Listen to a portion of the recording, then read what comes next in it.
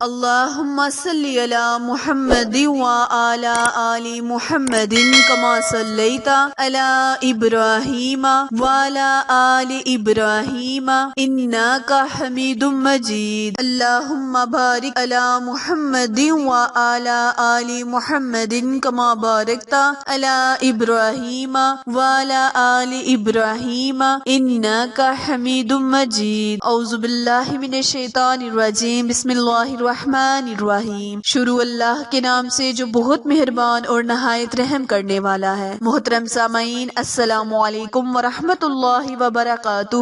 امید ہے آپ سب خیر و عافیت سے ہوں گے اور دعا گو ہوں کہ رب کریم ہمیشہ آپ کو صحت و تندرستی والی، ہزاروں خوشیوں والی، رحمتوں والی، برکتوں والی زندگی گزارنے کی توفیق عطا فرمائے. سامعین، آج میں آپ کے ساتھ سورہ فاتحہ کی بہت ہی مبارک آیت ایاک نعبد و ایاک نستعین اس سورت اور اس مبارک آیت کا وظیفہ لے کر آپ کی خدمت میں حاضر ہوئی ہوں. آج کا وظیفہ میری ان بہن بھائیوں کے لیے ہے جو چاہتے ہیں کہ رب کریم ان کی بڑی سی بڑی مشکل کو فوراً حل کر دے. جو کوئی بھی کام کرنا چاہے رب کریم اس میں انہیں کامیابی، کامرانی عطا فرمائے. پیارے بہن بھائیوں، سورہ فاتحہ جو کہ قرآن پاک کی بہت ہی متبارک سورت ہے، جسے قرآن پاک کی زینت بھی کہا گیا ہے. اس سورت کے بنا قرآن پاک نامکمل ہے. پیارے بہن بھائیوں، اس سورت میں اللہ تعالیٰ کی تعریف کو بیان کیا گیا ہے. اس سورت کے بہت سے نام ہیں، جیسے سورہ شفا بھی اس سورت کو کہا گیا ہے. یہ سورت بہت سی بیماریوں کی دوا بھی ہے. اس سورت کو پڑھنے والے کی رب کریم بہت سی حاجات کو پورا کرتا ہے، بہت سی مشکلات کو آسان کرتا ہے. آج کا وظیفہ نہایت ہی مجرب وظیفہ ہے، نہایت ہی پاورفل وظیفہ ہے. پیارے بہن بھائیوں، میرے بہت سے علماء کرام، بزرگان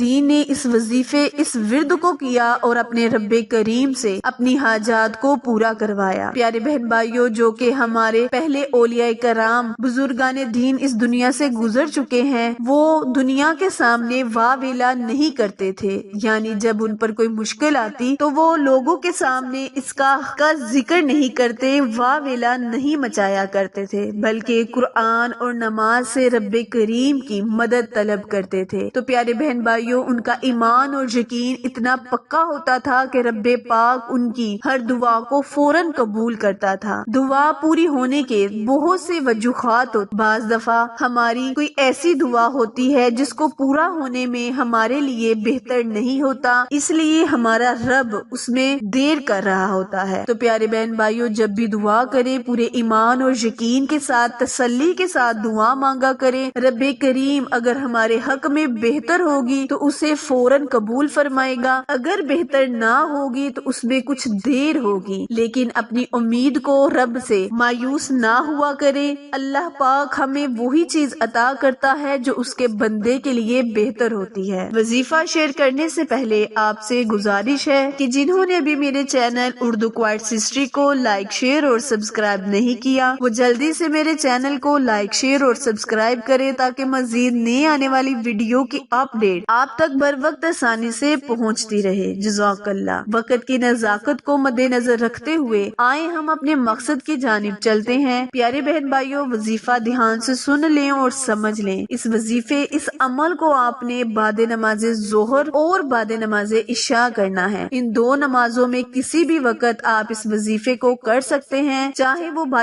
وہ نماز ظہر ہو یا نماز عصر، نماز عشاء. ان دو نمازوں کے درمیان اس وظیفے کو کریں. انشاءاللہ رب کریم آپ کی ہر حاجت کو فوراً قبول کرے گا. کرنا آپ نے یہ ہے کہ جب آپ نماز ظہر ادا کریں، 4 سنت 4 فرض ادا کرنے کے بعد درمیان میں اپنے ہاتھ کی انگلیوں پر 41 مرتبہ ایاک نعبد و ایاک نستعین اس آیت کو 41 مرتبہ پڑھ لیں. بعد میں آپ 2 سنت اور 2 نفل ادا کر اپنی نماز مکمل کریں. رب کریم سے اپنے لفظوں میں التجا کریں، دعا مانگے، رو کر گڑ گڑا کر اپنی مشکل کا حل اللہ پاک سے حاصل کریں. انشاءاللہ رب کریم سے مانگے جانے والی اور کی جانے والی ہر دعا کو رب کریم فوراً پوری کرے گا. اور اس مبارک سورت کو پڑھتے ہوئے، اس پر یقین اور کامل ایمان رکھتے ہوئے جب ہم پڑھیں گے تو رب کریم بھی ہماری دعا کو ضرور سنے گا. کے علاوہ اگر آپ نماز ظہر کے وقت اس ورد کو نہیں کر سکتے تو آپ نماز عشاء میں بھی سیم اسی طرح 4 سنت 4 فرض ادا کرنے کے بعد اس آیت کو نہایت عاجزی انکساری کے ساتھ اول اور آخر درود ابراہیم پڑھتے ہوئے 41 مرتبہ ہاتھ کی انگلیوں پر ایاک نعبد و ایاک نستعین اس آیت کو